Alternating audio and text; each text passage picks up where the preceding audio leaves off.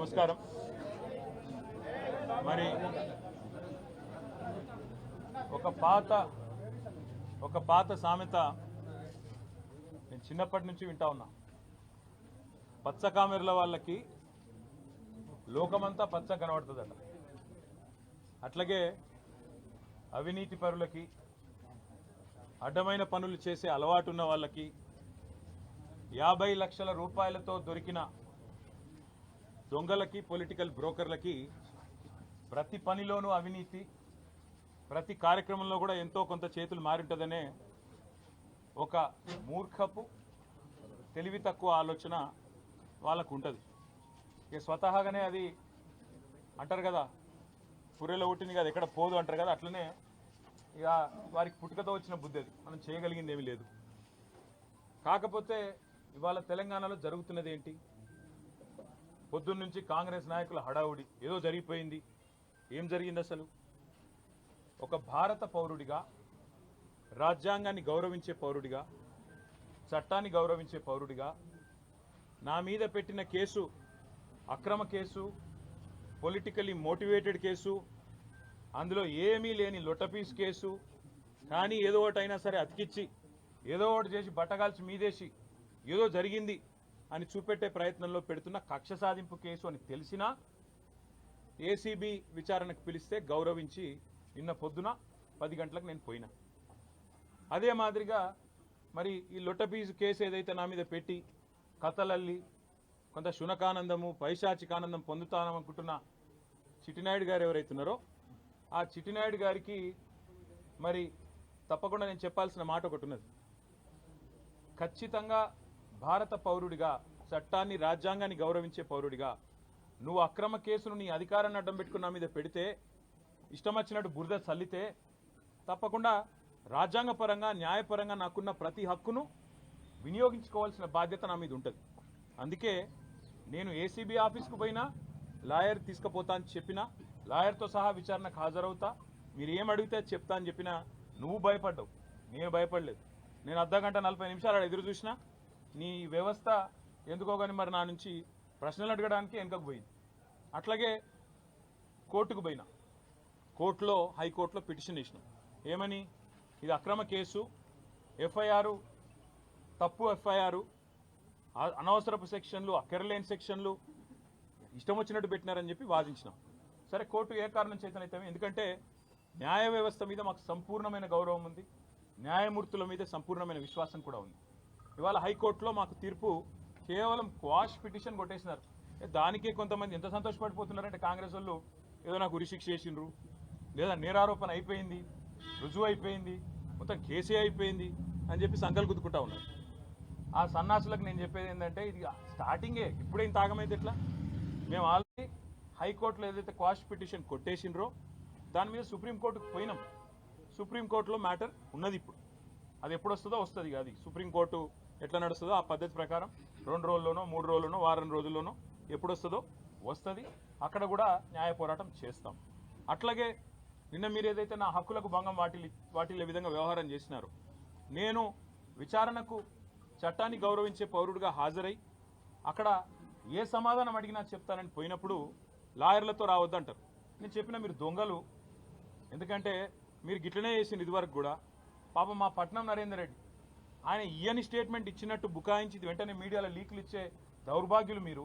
నేను నమ్మను మిమ్మల్ని, మా లాయర్ బరాబర్ ఉండాలని అడిగిన. రేపు అందుకే కోర్టుకు కూడా పోతున్నా, హైకోర్టుకు కూడా.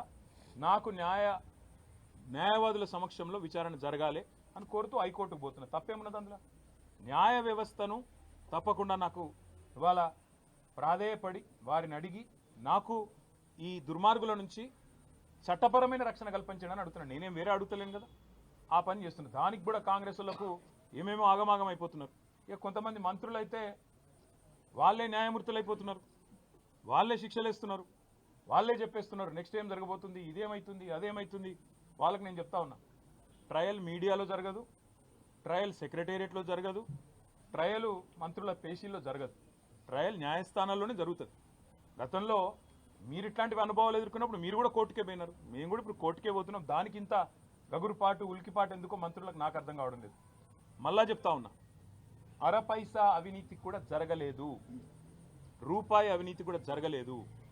మళ్ళీ చెప్తా ఉన్నా, తెలంగాణ కోసం, తెలంగాణ ఇమేజ్ను ఆకాశం అంత ఎత్తుకు తీసుకుపోవడం కోసం, భారతదేశంలో మాత్రమే కాదు ప్రపంచ పటంలో హైదరాబాద్ని ఒక విశ్వనగరంగా ప్రతిష్ఠించడం కోసం తీసుకున్న నిర్ణయం తప్ప ఏమీ ఆశించి కానీ మీలాగా ఏదో వెనకాల గుడుపుటాన్ని చేసుకొని చేసిన పని కానే కాదు. ఇక్కడ మొబిలిటీకి కేంద్రంగా భవిష్యత్తులో ఎలక్ట్రిక్ వాహనాలు ఏవైతే వస్తున్నాయో వాటన్నిటికీ ప్రధాన కేంద్రంగా హైదరాబాద్ను, తెలంగాణను తీర్చిదిద్దాలనే ఒక ఉత్కృష్టమైన ఆలోచన చేసినాం తప్ప మీలాగా నికృష్టమైన ఆలోచనలు మాకు లేవు. మళ్ళీ చెప్తా ఉంది, మీలాగా దివాలాకోరు పనులు చేయాల్సిన కర్మ మాకు లేదు. 110% మళ్ళీ చెప్తున్నా, మీరు ఏ రకంగా వచ్చినా, ఏ విచారణకు రమ్మన్నా నేను వస్తాను. ఎల్లుండి 9వ తారీఖు నాడు కూడా లాయర్లతో మరి రేపు హైకోర్టు రిలీఫ్ ఇస్తే, నాకు అవకాశం ఇస్తే, హైకోర్టు మా వాదనను మన్నిస్తే, లాయర్లను అనుమతిస్తే లాయర్లతో పోతా, అటెండ్ అవుతాను. ఈడీ కూడా పిలిచింది 16వ తారీఖు నాడు, తప్పకుండా వారి దగ్గర కూడా పోతాను. వారు కూడా ఏమడిగినా సమాధానం చెప్పడానికి నేను రెడీగా ఉన్నాను. నాకు దాపరికము లేదు, నాకు దాయాల్సింది కూడా ఏం లేదు. నిజాయితీకి ధైర్యం ఎక్కువ. తప్పకుండా నేను ముమ్మాటికి ఒక తెలంగాణ బిడ్డగా, రేషం గల్ల బిడ్డగా, ఏ తప్పు చేయని, అనా పైసా అవినీతి చేయని బిడ్డగా చెప్తా ఉన్నా, ఏ విచారణ అనేది ఎదుర్కోవడానికి నేను సిద్ధం. ఇందులో శశబిషలు లేవు. ఈరోజు కొంతమంది ఏదైతే శునకానందం పొందుతున్నారు, ఏదో జరిగిపోయింది వాళ్ళకు కూడా నేను చెప్తా ఉన్నా, ఇది కేవలం ఆరంభం మాత్రమే. ఒక మీ పిటిషన్ను, మీ విచారణను కొనసాగించుకోమని చెప్పింది హైకోర్టు తప్ప, హైకోర్టు ఏమీ నాకు శిక్ష వేయలేదు, నేనేం నేరం చేసినా అని చెప్పలేదు, లేదా నేనేదో తప్పు చేసినట్టు అంతకంటే చెప్పలేదు, కనీసం స్కామ్ అన్న మాటను కూడా వాడలేదు. కాబట్టి నేను పాత్రికేయ మిత్రులను కూడా కోరుతా ఉన్నా, ఇదిగో పులి అంటే అదిగో తోక, దయచేసి ఆగం కాకండి. ముఖ్యమంత్రి నోట్లకెళ్ళి వచ్చేటి అన్నీ వేదవాక్కులు కావు. ఆయన చెప్పేటి, ఆయన ముఖ్యమంత్రి ఆఫీస్ నెక్కెళ్ళి వచ్చేటిదన్నీ లీకులన్నీ అవేమి భగవద్గీత సూక్తులు కావు. చాలా చాలా లీకులు ఇస్తూ ఉన్నారు. ధైర్యంగా డైరెక్ట్గా చెప్పే ధైర్యం లేదు. నేను ఇంకొక మాట అడుగుతున్నా, మాకు ప్రత్యామ్నాయం ఏముందండి? అసెంబ్లీ సమావేశాలు జరుగుతున్నాయి, మేము అడిగినాం చర్చ పెట్టు అసెంబ్లీలో అని, నువ్వు పారిపోయినావు, నీకు నన్ను ఎదుర్కొనే ధైర్యం లేదు. ఈ కేసు విషయం 4 కోట్ల ప్రజల ముందు చర్చ పెడదాం రాయనాయన అంటే రాలేదు. ఇప్పుడు కూడా అడుగుతున్నారు రేవంత్ రెడ్డి, నువ్వు మగాడివైతే నీ జూబ్లీ హిల్స్ ప్యాలెస్లో చర్చ పెట్టు, లైవ్ టీవీలు ఇట్లనే పెట్టు, నేను వస్తా. ఇవ్వలేదో ప్రజలు చూడండి, నో ప్రాబ్లం. తర్వాత నువ్వు ఏసీబీ పంపుతావా, ఈడీ పంపుతావా, ఇంకోటి పంపుతావా, దానికి కూడా హాజరవుతా, నాకేం అభ్యంతరం లేదు. కానీ నేను తప్పు చేయలేదు, అనా పైసా అవినీతి చేయలేదు. కాబట్టి ఆ ధైర్యంతోనే చెప్తున్నా, న్యాయస్థానాల్లో న్యాయ పోరాటం చేస్తా. ఒకవైపు న్యాయ పోరాటం చేస్తూనే ఈరోజు ఉదయం నుంచి మా నాయకులు పాపం చాలామంది, వందలాది మంది వివిధ నియోజకవర్గాల నుంచి ఇక్కడికి వచ్చినారు. వారందరికీ ముందుగా నా ధన్యవాదాలు. వారందరికీ నేను ఒకటే చెప్పాను, నేనేం చెప్పినా అంటే, వాళ్ళు ఏం చేసినా మీరు పట్టించుకోకండి. ఈ కేసు విషయంలో వాళ్ళ ఇంట్రెస్ట్ ఫార్ములా ఈ, మా ఇంట్రెస్ట్ ఫార్మర్. ఆయన ఇంట్రెస్ట్ ఫార్ములా, మా ఇంట్రెస్ట్ ఫార్మర్. మేము రైతు భరోసా గురించే మాట్లాడతాం. నువ్వు డైవర్షన్ కోసం ఏం చేస్తున్నావో మాకు తెలుసు. నీకు తెలిసిందే కాదు, ఒకటి డిస్ట్రాక్షను, డిసెప్షన్. ఈ మూడే తెలుసు నీకు. డిస్ట్రాక్షను, డిసెప్షన్, విధ్వంసము, అటెన్షన్ డైవర్షను, మోసం. ఇది కాంగ్రెస్ నైజం. అందుకే నేను అనేది, ఇవాళ రైతులు 70 లక్షల మంది రైతులు ఎదురు చూస్తూ ఉన్నారు. మాకు ఎప్పుడు వస్తుంది రైతు భరోసా? కేసీఆర్ సార్ 12 సార్లు ఇచ్చిండు, చిట్టినాయుడు గారు ఒక్కసారి కూడా ఇవ్వలేదు. ఈసారన్నా ఇస్తాడా, మాట నిలుపుకుంటాడా సంవత్సరం తర్వాతనన్నా అని తెలంగాణ రైతులు ఇవాళ కళ్ళు కాయలు కాసేటట్టు చూస్తున్నారు. వాళ్లకు న్యాయం చేయడానికి కొట్లాడమని చెప్పి మా నాయకులందరికీ చెప్పిన. నా గురించి మర్చిపోండి, న్యాయ పోరాటం నేను చేస్తా, నేను తప్పు చేయలేదు, ఆయన నన్ను చేయలేడు. ఆయన ఎన్ని రకాలుగా కక్ష సాధింపు ప్రయత్నం చేసినా ఏమీ సాధించలేడు, శోధించలేడు. మీరు దయచేసి రైతుల సబ్జెక్టు మాత్రమే మాట్లాడండి అని ఉదయం నుంచి నన్ను కలిసిన ప్రతి నాయకుడికి నేను చెప్తా వచ్చింది. పార్టీ నిర్మాణం మీద దృష్టి పెట్టండి, 6 గ్యారంటీల అమలులో ప్రభుత్వం ఫెయిల్ అయిన విధానం మీద దృష్టి పెట్టండి. ఖచ్చితంగా ఈ అటెన్షన్ డైవర్షన్ గేమ్ ఏదైతే కాంగ్రెస్ ప్రభుత్వం ఆడుతుందో, కాంగ్రెస్ పార్టీని, చిట్టినాయుడిని పూర్తి స్థాయిలో వాళ్ళ బండారాన్ని బయటపెట్టి మరి బజార్లలో ప్రజల ముందు ఎండగట్టండి.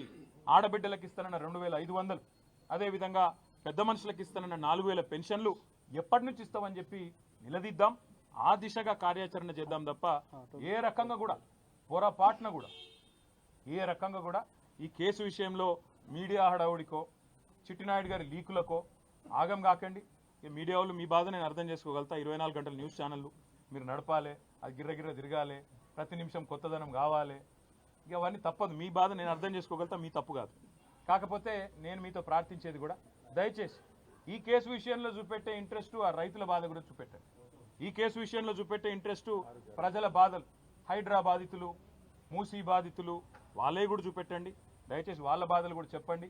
6 గ్యారంటీలు ఫెయిల్ అయ్యి సంవత్సరం తర్వాత అటెన్షన్ డైవర్షన్ కోసం పడుతున్న పాటల గురించి కూడా అప్పుడప్పుడు వాళ్ళు చేస్తున్న ఫీట్ల గురించి కూడా చెప్పండి. ఆత్మహత్యలు చేసుకుంటున్న ఆటో డ్రైవర్లు, చనిపోతున్న నేతన్నలు, వాళ్ళ గురించి కూడా చెప్పండి. గురుకుల పాఠశాలల అధ్వాన పరిస్థితుల గురించి కూడా దృష్టి సారించండి అని చెప్పి కూడా కోరుతూ, న్యాయపరంగా చట్టపరంగా భారత పౌరుడిగా రాజ్యాంగం నాకు ఇచ్చిన హక్కును, రాజ్యాంగం అంటే అంబేద్కర్ గారు రాసిన రాజ్యాంగం, అనుల వారి రాజ్యాంగం కాదు, అంబేద్కర్ గారు రాసిన రాజ్యాంగం ఇచ్చిన హక్కు నేను తప్పకుండా విధిగా వాడుకుంటా. ఎన్ని న్యాయస్థానాలకు పోవాలనో పోతా. దానికి మంత్రులకేం కడుపు నొప్పి నాకైతే అర్థమైతలేదు. తప్పకుండా నాకు విశ్వాసం భారత న్యాయ వ్యవస్థ మీద ఉన్నది. 100కు 100% అల్టిమేట్గా ధర్మం గెలుస్తుంది, న్యాయం గెలుస్తుంది, నిజం నిలకడ మీద తెలుస్తుంది. మనం నిజం కడప దాటి బయటకు వచ్చే లోపల అబద్ధం ఊరంతా తిరుగుతుందని చెప్తారు.